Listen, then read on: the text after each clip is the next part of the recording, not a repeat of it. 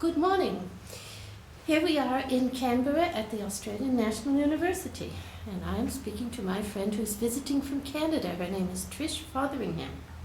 I am Mary Maxwell. Okay, I would say the thing I most want the public to know is that understanding of dissociation and the dissociative spectrum is an invaluable tool that creates change just by the knowledge of it. Dissociation is a function, a human function. It's an animal function, but it's one that we all use. It's a survival function, and it's part of our daily lives, and it's also, in its extreme form, it's got layers that make it possible for bad things to happen. And when we understand how dissociation works, we understand ourselves and each other better, and we have the power to make more change in ourselves, and it gives us a tool for helping create change in things like environmental destruction or politics or all the things that we think are bad have dissociation at work in them. And that's important to know. I'm going to interrupt for a moment. We'll get to a definition of it later, and I must remember to ask you what you just mentioned of animal instinct. But I used to think dissociation was the same as denial, and thanks to you, I have found out not. So, for the benefit of the audience, I wish to say, take the example so famous of a woman whose husband is having an affair. There's even lipstick on the collar. She doesn't see it. We would say that she's in denial because somewhere in her, she's got to know, because the perception has actually come in through her eyes. It's there in her brain. She has seen the lipstick on the collar. But it's too terrible for her to contemplate, and also she has decided in some subconscious way she's not going to worry about that and divorce him. She'll put up with it. So I would call that denial, but I think that's not quite the same as dissociation. Would you please hold forth on that distinction? My understanding is that denial is more of a surface level thing. It's just only slightly out of conscious awareness, but you can bring it to conscious awareness if you choose to, just by deciding to do so. Whereas dissociation is a much more deeper, more subconscious and instinctive function. And it comes into play when our survival is at risk. And when I say survival, I mean our well-being, not just our physical well-being, but our mental, our emotional, our spiritual well-being. And so, for example, in the example of the lady there with seeing the lipstick on the collar, if for her that marriage is survival, it's the thing that provides her well-being, her safety, anything that threatens that can become unbearable and therefore slip her into a survival function of dissociation, which is a much deeper and stronger thing than denial is. Abuse and trauma are when dissociation really starts to show all kinds of forms and shapes and manifestations. I'll interrupt there. Mm-hmm. I was told once that, I think I was told it by someone who practices psychology, but not necessarily, that a child who's being beaten at home, not even more complicated than that, or just one whose parents, maybe they get drunk or something, and they strike the child way too much. You'd think, why doesn't he go into school the next day and take the teacher aside and say, I kind of want to go home. And the psychologist said to me, oh no, a child is never going to say his parent is bad because it would be a terrible thought. He's not going to say, my mother is bad. So he has to twist the whole situation around so as to avoid that. Now, would you just explain how that differs from or is the same as what we just said? That is dissociation insofar as that child's well-being and safety depends on that parent. If they can't trust that parent, then they're in danger. And so the survival need to be safe and have someone to trust forces out the traumatic abuse memories enough for the child to have a home and be safe. They don't go to school and tell because of that function, and also sometimes simply because you just don't tell. It's not, and the other piece of that is, unless you've been taught that abuse is bad, you don't even know that that's not what's going on in every other kid's home. Oh, boy. All right, you just made me think of a man that spoke at my school. I think it was when I was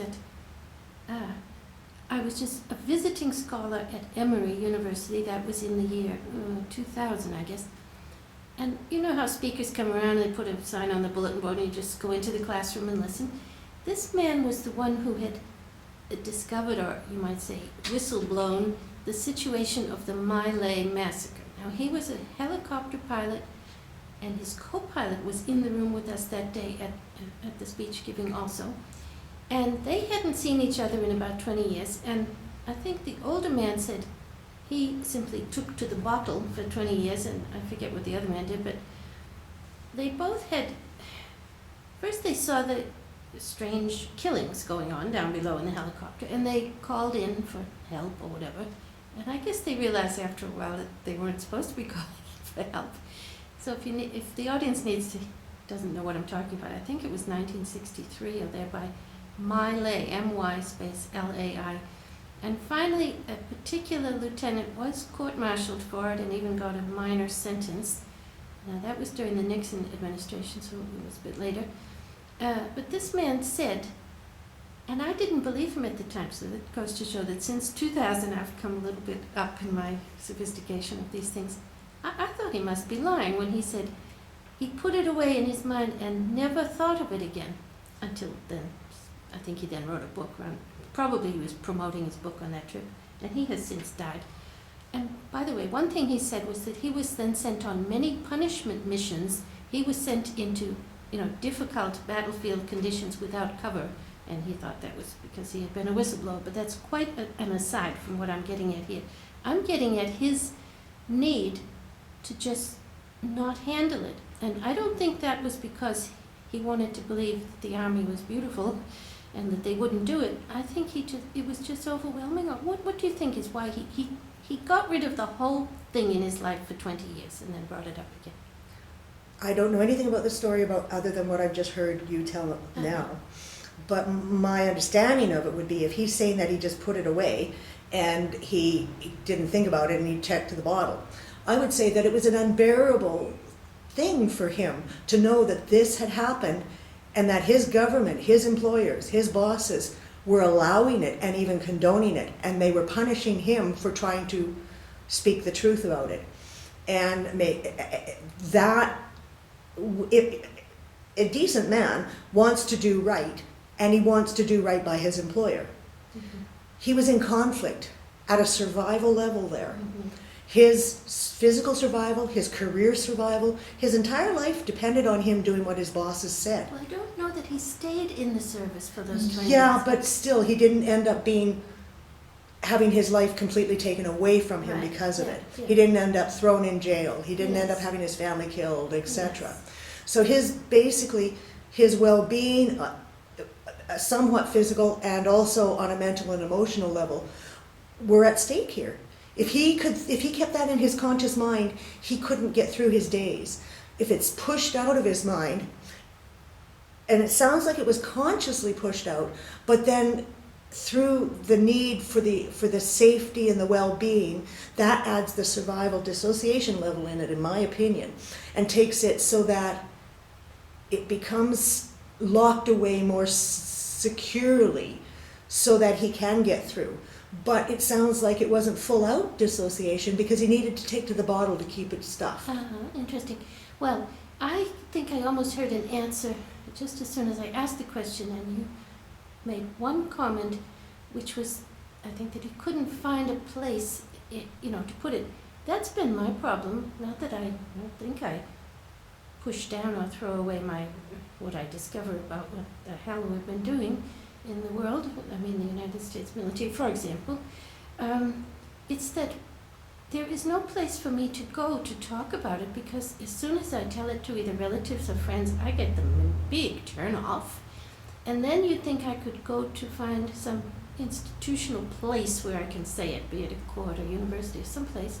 And also those places are blocked too. So many of the things that I have discovered and want to talk about I pretty much have to twiddle my thumbs and talk to myself. Well, I do. I write it in books and then hope if I send out 100 copies, someone of the 100 might be interested and maybe they'd send it to others. You try. But the fact that there isn't a way to communicate it is in itself it's a big problem.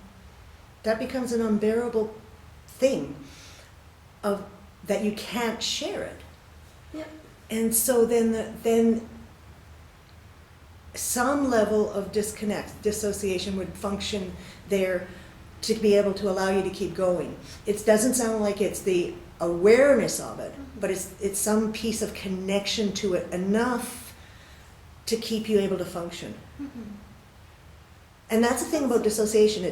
People often think, if they have any concept of it, they think it's specifically memory.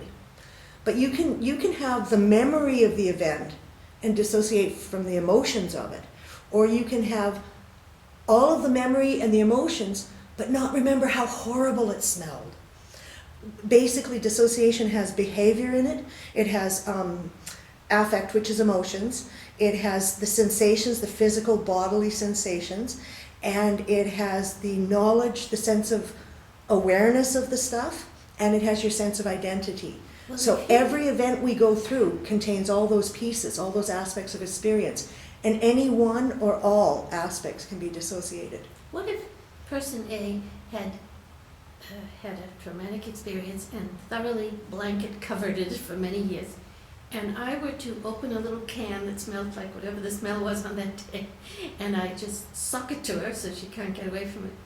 Would that open up everything? It can. Sometimes that can cause the whole entire event to flash back as if it's happening in that moment, and the person loses connection to the present moment and is completely lost in the past. That's the kind of event that you found with when we first started identifying post-traumatic stress and flashbacks with the war vets, Vietnam War vets. They go away, they do this, they're living in hell, they're forced to do horrific things and see horrific things. There's no way that their survival at that time can deal with that. Mm-hmm. Once they come home and they get safe, the sound of a car backfiring can take them back into the battlefield and the war, and they lose all awareness that they're standing on a street corner and they are back in the war zone. Mm-hmm. And so dissociated memories, when they're that full of a memory that the entire memory is dissociated, when you first access it again, it's like it was in the deep freeze, frozen, with everything exactly as it was that moment. Wow. Well, take this soldier who doesn't know he's standing on his own street corner. How does he just wait an hour till he gets over it? Or he doesn't even know that he's in it. He just thinks he's back in the war zone. At that moment, as time goes by and he gets used to this occurring, he can be more aware of the present moment. But when that first occurs, he completely loses awareness of the street corner, the modern day city, and he is back in the jungle. He is physically seeing himself and experiencing himself as he was in the jungle.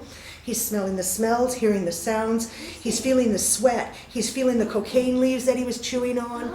He's hearing the screams. He's hearing the gunfire and the helicopters. Isn't that amazing? It's all there as if it was in that moment. And it's like being transported back to that moment that was dissociated. You are connected to that. You're in that moment. You're not in the here and now when it happens. All right, now we all can understand that. We've heard about soldiers doing that. That's why it's such a good example. Yes.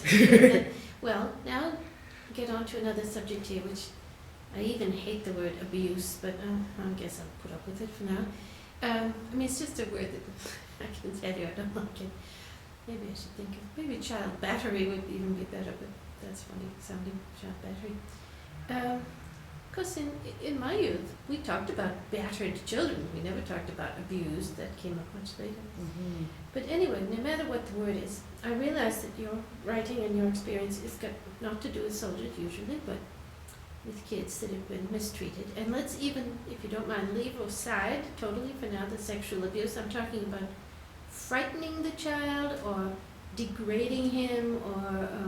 and of course, having him expect punishment at any given moment. He doesn't know when the next, thing, whether send him to an isolated chamber or whatever the thing is going to be that he doesn't like. He has to live in apprehension of that at all times.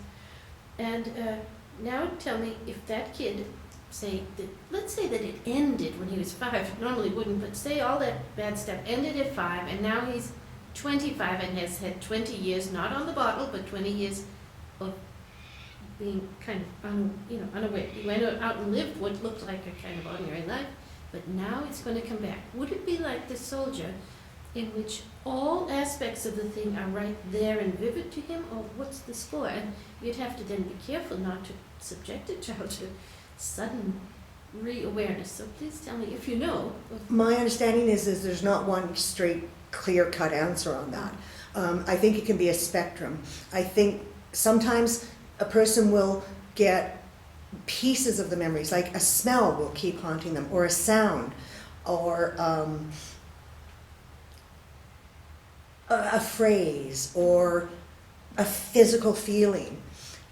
And as they puzzle over that, or as something triggers it more, then they get more details. Sometimes something will happen and it will trigger the entire thing, like the Vietnam vet. But I think more often it's pieces of the information that come back, or an isolated incident. Like you'll get the memory of one incident, but it doesn't seem to have anything else it's connected to, and it doesn't seem to have any place that it could have occurred. And yet it seems like a full experience that you were living. And what the hell does that have to do with anything that I ever experienced? And so it can be this free-floating, I don't know what it's about thing for a while too. And certainly if somebody's been through a lot of abuse, it's really common for pieces of it to come back, and individual incidents. And it takes a long time, usually many years, to put all those pieces together into a comprehensive whole picture that you can go, now I understand what happened to me. Now I remember the wholeness of the picture. Mm-hmm. The first book I read about this mind control was by Carol Rutz, R-U-T-Z, and the name of the book, I think it's called A Nation Betrayed, or Yep. very similar to Yep. that. And two things stand out in my mind. One, she said that when she finally, one thing, she attended her uncle's funeral, and he had been either her main abuser or a big part of the problem. And this was governmental stuff. She was in a big, high, sophisticated, high-tech program of having her brain twiddled with. But anyway, this uncle, as she saw him perhaps laid out at the wake, or maybe just the coffin closed, but she suddenly knew he was dead, and therefore he could not get at her anymore. And that apparently opened up one little, ability in her mind to say, maybe I could, get a grip on this instead of... But another thing she said, which was absolutely crucial, was she decided to tell her sister, who hadn't been in the program very often. Two sisters are, I might note, a book by Cheryl Hersha, S-H-E-R-S-H-A. She and her sister were both in it, and she has recovered. But Lynn, the sister, remains really hospitalizable at all times, I think. But the other thing that was so important was she said, I'm going to tell my sister, and if my sister can't take it on, or, says that, then I'll drop it entirely. But luckily the sister didn't say that. The sister said, oh, I thought maybe it was one of our cousins. Or she at least had a little information of her own to share, the sister, but she mainly didn't say to Carol, come on.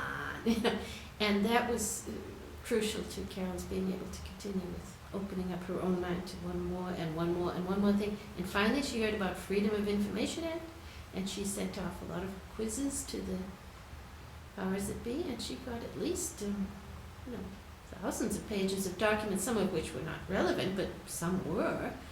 And I think she is the one, but there may have been a different girl that told this, I think it was she. It was just one little place where she had gone to a high school, and she was allowed release time as though going maybe to a religious thing for 2 hours. And you had to have a parent's signature just for the transportation away from the school. So you couldn't, get into a taxi or truck, whatever it was, to take you to that thing without. And there was a copy right there, photocopied with her mother's signature, whatever it was, saying that she could leave the school for those 2 hours. And of course, those were the 2 hours when they were doing things to her. And even though we can't then hold up that document and say, here's proof they did something to her, because it's not proof of that.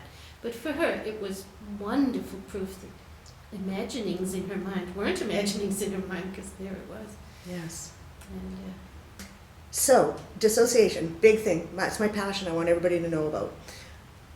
Connected to that, I want people to know that there's a lot of kinds of abuse that are going on, extreme kinds of abuse that have gone on and are continuing to go on in our world secretly. And a great deal of it is run by governments around the world. Canada, US, UK, other ones, Europe, New Zealand, Israel. I'm aware of it in many, many countries myself. And there's various kinds of programs. These kinds of programs are meant to investigate and to manipulate and control people. The primary goal, as I understand it, is to really basically make us all robotic slaves, make us so we do what we're told without questioning, and to make those of us that have gone through the programs, the mind control type programs, behavior control, to make us controllable so that we can do things for these governments or for these agencies or for these groups that we would not choose to do otherwise. And that might be reporting secrets that shouldn't go out of the group that they're shared in, or it might be going out and assassinating. I didn't catch what you meant by not letting the information go out. What did you mean? Okay, say I'm in a group that's trying to fight environmental destruction, and I have some plans to make a protest. Okay. And this protest is just going to be sprung on a spot at a certain time, and only the people that are supposed to be at that protest know about it. But somebody in that group. There's so much surveillance now that you can't. Yeah, it's pretty hard anyways. Yeah. But even when there's no surveillance, when it is actually managed to be unsurveilled, if you have someone that's a mind control trained to report back to their bosses, they will, if they're in that group, they will report back to their bosses every single detail of that, even though at some levels they don't even want to do that. Mm-hmm. That's what mind control can make you do. It can disconnect and connect in screwy ways. All right, take a person like that, because there are thousands of millions of them. How did they get trained to obey Big Daddy instead of their friends in the environmental committee? Oh, there's so many ways. There's a great many ways. When it's in a very organized manner through a program like a mind control program, a mind control training thing, then they use, when I was young, they used methods like setting up a stage scenario and making me believe that it was a real situation and teaching me what I had to do. One example that comes to my mind of my own experience is, as a child, they taught me to rally the crowds. They used either the real square or a very well staged square of the square in the city I'm from. And they had me as a child on the stage. How old? 10. Okay. They had me rallying the crowds and getting everybody together, and we're going to make change and we're going to fight things. And as the crowds were all brought up into an uproar, and we're going to change, and they literally had me up on the arms, carried by the crowds, and they carried me down the street. But that was organized by others too, so that those who put you up carried you. Yeah, it was all actors and actresses and stuff. Right. And I don't know to this day whether it was at the actual square or whether it was some big place that they could stage this. But it looks exactly like that road really does, and that square really does. And the crowd got a block away carrying me, and then they had tanks come and run us all over, and had everybody screaming and crying and crushed, and it was all my fault that everybody was dying. And so that taught me to never do that. I see. That taught me to don't ever do that. I'm sorry, because but you have to give them credit for thinking of that. Yeah. That was my own personal training. Yeah. Now, how much of that was film? How much of that was stage? How much of that was real? I, to this day, cannot decipher. Okay. But the effect of it on me was as if every bit of it was real. And my entire being was taught to believe that if I try and speak out and speak truth, people will die. And so every time I speak truth now, I can't not, that's who and what I am. But it still scares me that somebody's going to suffer. And they will, for other reasons though, because people are going to suffer no matter what. Yeah, but I think it's always my fault. Yes, I see. Oh, that's fascinating. But just So as that's you- one example of how. As you started to talk about how a person maybe didn't want to be a spy, it made me think of Johnny Walker. And I believe that all the spies we've caught are fake. That is to say, it's a media story, government story. This is before your time, perhaps. He was in the Navy, and it had to do with photocopying. Imagine how cumbersome. He had photocopied documents, and his son was in the Navy too. They might even have been on the same ship. And I think when they finally caught them, under their beds were like stacks and stacks of these photocopies, they were passing to, of course, the Russians. But the point is, we were all told they did it for money. So just by making out that every 10 years or so, we're going to discover a disloyal American, but it's going to be just a selfish reason, or maybe he's crazy, that sometimes is used, but he was going to get $18,000 per month from these Russians or something, so that we can suddenly believe that, we're trained to believe through the media, if I'm right, that the Johnny Walker thing wasn't exactly as reported, who knows, but really, could he have kept a whole bedload of stashed documents? I don't know.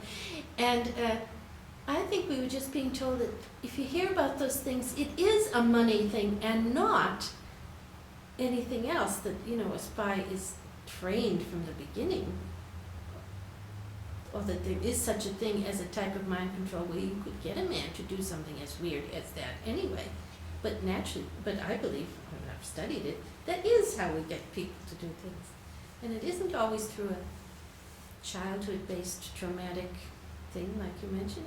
I guess nowadays it can be done sort of by a group hypnosis. I've been told that hypnosis is so easy now, and in fact it's acknowledged in the commercial world. You want to train your salesman to get out there and tell everybody that this detergent is better than that detergent. I'm using too light an example there, but you train your sales personnel not to think about what they're saying. If you train them under hypnosis, they can't think about what they're saying. They go out and follow your orders on what to say, what you say, like a robot. They can't do otherwise. So if you can do that in the commercial world, you can also do it with anything. The message goes into a part of the brain that the reasoning and critical parts of the other parts of the brain can't act on. Yes. And my understanding is that whether or not they use the term hypnosis, all marketing and advertising training at this point includes training in how to use hypnotic techniques. And our commercials and things like that have aspects of that in them. It's used all over the place. A really good example of the way that mind control can work in a not organized program, but in an organized manner.